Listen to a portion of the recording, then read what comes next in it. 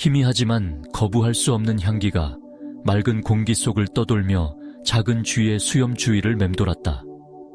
그 냄새는 풍부하고 따뜻하며 황금빛이었고 잘 익은 옥수수의 달콤한 위안을 약속했다. 향기는 곡물 창고에서 났다.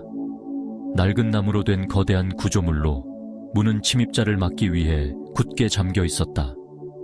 배고픔과 호기심에 이끌린 쥐는 건물의 가장자리를 따라 급히 달렸다. 작은 심장은 기대감으로 두근거렸다. 코가 실룩이며 매혹적인 향기의 흔적을 따라가다 마침내 작은 구멍을 발견했다. 그 구멍은 날씬한 몸이 겨우 빠져나갈 수 있을 정도로 좁았다. 몸을 비틀고 밀며 쥐는 안으로 들어갔고 눈앞의 광경에 눈이 휘둥그레졌다. 곡물창고는 진정한 보물창고였다. 벽의 틈새로 새어들어온 빗줄기 아래에서 옥수수 알갱이 더미가 반짝였다. 쥐의 본능이 솟구치며 앞으로 나아가게 했다. 쥐는 그 풍요 속으로 뛰어들어 탐욕스럽게 갉아먹기 시작했다. 작은 이빨이 달콤하고 전분이 풍부한 알갱이를 부수었다. 한 입 한 입이 배를 따뜻함과 만족감으로 채웠고 며칠 동안 괴롭혔던 끈질긴 배고픔을 지웠다. 쥐는 먹고 또 먹으며 시간의 흐름을 잊었고 한 입 먹을 때마다 몸이 무거워졌다. 그 풍요로움은 압도적이었고 쥐가 전혀 알지 못했던 낙원이었다. 쥐는 알갱이 속에서 굴렀고 그 아래로 파고들었으며 옆구리가 부풀어 오르고 움직임이 느려질 때까지 잔치를 벌였다. 마침내 배부른 쥐는 떠날 때가 되었다고 결정했다. 배가 둥글고 팽팽하게 부풀어 오른 채로 들어왔던 작은 구멍으로 비틀거리며 돌아갔다. 하지만 머리를 구멍에 밀어넣자 갑자기 멈췄다. 한때 겨우 통과할 수 있었던 구멍이 이제는 터무니없이 작아 보였다. 부푼 몸이 구멍 가장자리에 눌리며 통과할 수 없었다. 쥐는 더 세게 밀었고 몸을 비틀고 꿈틀거렸지만 나무는 꿈쩍도 하지 않았다. 가슴속으로 공포가 스며들며 가득 찬 배의 따뜻함을 덮어버리는 차갑고 날카로운 느낌이 들었다. 쥐는 구멍을 핥히었지만 작은 발톱이 거친 표면을 헛되이 긁을 뿐이었다. 두려움이 쥐를 휘감았고 쥐는 일련의 절박한 울음소리를 내뿜었다.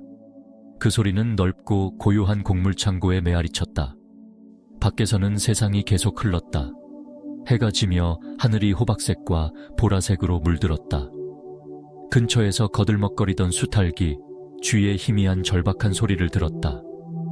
고개를 기울이며 그 성급한 울음소리에 귀를 기울였다. 낮과 밤의 주기를 관찰하며 수년간 지혜를 쌓은 수탉은 쥐의 공영을 이해했다. 부드럽게 꼿꼿대거리며 마치 조용한 조언을 건네는 듯했다. 기다려.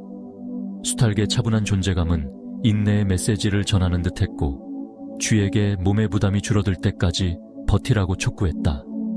그러면 다시 구멍을 통과할 수 있을 터였다. 지친 쥐는 미친 듯이 핥히던 것을 멈췄다. 한쪽 구석에 몸을 웅크리고 꼬리를 몸 주위에 감으며 배고픔이 돌아올 때까지 기다리기로 결심했다. 시간이 부푼 몸을 줄여줄 것이라 믿었다. 밤은 천천히 흘렀다.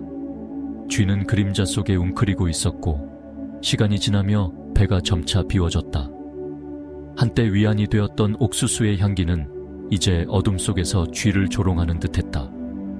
그래도 쥐는 굳건히 버텼고 아침이 자유를 가져다 줄 것이라는 희망에 매달렸다. 새벽이 되자 부드러운 빛이 곡물 창고로 스며들며 금빛 곡물 더미를 비췄다. 이제 더 홀쭉해진 쥐는 희망의 불꽃을 느꼈다. 몸이 가벼워졌고 옆구리가 더 이상 팽팽하지 않았다. 조심스럽지만 간절히 구멍으로 다가갔다. 구멍은 좁았지만 통과할 수 있었다. 자유가 손에 닿을 듯했다. 하지만 그 순간 옥수수의 향기가 다시 감각을 압도했다. 아침 햇살에 반짝이는 금빛 알갱이들은 하나하나 만족의 작은 약속 같았다. 쥐는 망설였고 결심이 흔들렸다. 긴 밤을 견뎠고 배고픔이 맹렬한 기세로 돌아왔다. 유혹은 너무 강렬했다. 구멍을 통해 안전한 곳으로 빠져나가는 대신 쥐는 옥수수 더미로 돌아갔다. 다시 먹기 시작했다. 처음에는 조금씩 갉아먹다가 이전과 같은 무모한 탐욕으로 삼켰다. 익숙한 따뜻함이 배를 채웠고 그와 함께 익숙한 무거움이 돌아왔다. 다시금 몸이 부풀었고 구멍으로 비틀거리며 돌아왔을 때 쥐는 다시 갇혀 있음을 알았다. 이전과 똑같았다. 이번에는 쥐의 울음소리가 더 크고 더 절박했다. 구멍을 향해 몸부림쳤고 공포는 이제 후회로 물들었다. 한때 낙원이었던 곡물창고는 이제 감옥처럼 느껴졌다. 그 울음소리는 나무 벽을 넘어 아침의 고요를 뚫었다. 새로운 존재가 다가왔다. 매끄럽고 조용한 그림자였다. 날카롭고 빛나는 눈을 가진 고양이가 쥐의 절박한 소리에 이끌렸다. 고양이는 부드럽고 신중한 움직임으로 다가왔다. 쥐는 알아차리지 못한 채 구멍에 단단히 끼인 몸으로 헛된 싸움을 계속했다. 고양이의 그림자가 곡물 창고 입구를 덮었고 빠르고 무자비한 동작으로 쥐를 낚아챘다. 곡물 창고는 다시 고요해졌다. 해가 더 높이 떠오르며 바깥 세상에 빛을 던졌다. 수탉은 늘 그랬듯 새날을 맞이하며 울었다. 곡물 창고는 변함없이 서 있었고 옥수수 저장고는 그 안에서 펼쳐진 짧은 드라마의 영향을 받지 않았다. 쥐의 운명은 세상의 리듬에 새겨진 조용한 교훈이었다. 삶은 쥐에게 탈출의 기회를 주었고 방종 대신 자유를 선택할 순간을 주었다. 하지만 즉각적인 위안의 유혹에 흔들린 쥐는 그 기회를 무시했다.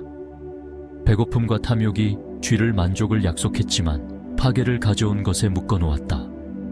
그 교훈은 옥수수의 향기처럼 은연히 떠오르는 태양처럼 오래도록 공기 중에 머물렀다. 매일 새로운 기회와 습관과 욕망의 덫에서 벗어날 순간이 찾아왔다. 하지만 옛 패턴에 집착하고 유혹이 지혜를 압도하도록 내버려둔 이들은 모든 것을 잃을 위험을 감수했다. 세상은 무관심하지만 관대하게 돌아가며 내려놓고 기다리고 현명하게 선택하는 법을 배운 이들에게 새 출발을 제공했다. 쥐에게 곡물창고는 보물이자 덫이었고 풍요 앞에서 내린 선택이 운명을 결정할 수 있음을 상기시켰다. 수탉은 거들먹거리며 멀어졌고 고양이는 그림자 속으로 사라졌으며 곡물창고는 고요히 서서 다음 생물이 그 교훈을 시험하길 기다렸다.